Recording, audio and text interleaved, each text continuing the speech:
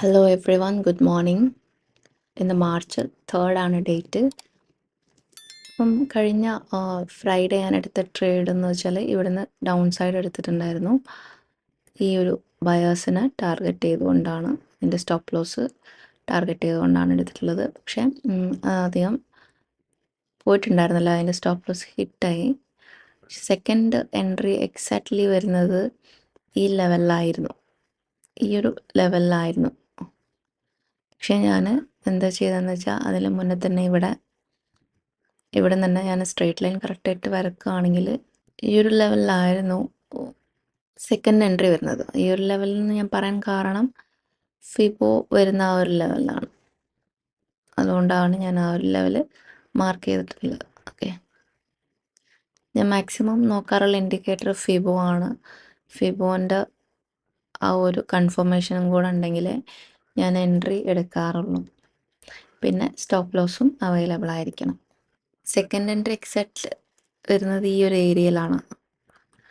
അതെന്തുകൊണ്ടാന്ന് വെച്ചാൽ ഇവിടുന്ന് buyers invite ചെയ്തു, ഇവിടുത്തെ ഡേ ഹൈ ബ്രേക്ക് ചെയ്തു.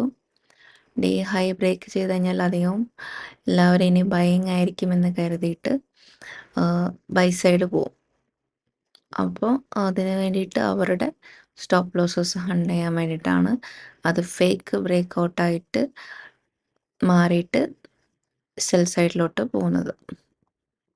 ഓക്കെ, ആ ഒരു കൺസെപ്റ്റാണ് ഇവിടെ യൂസ് ചെയ്തിട്ടുള്ളത് ഡൗൺ സൈഡ് പോകാൻ.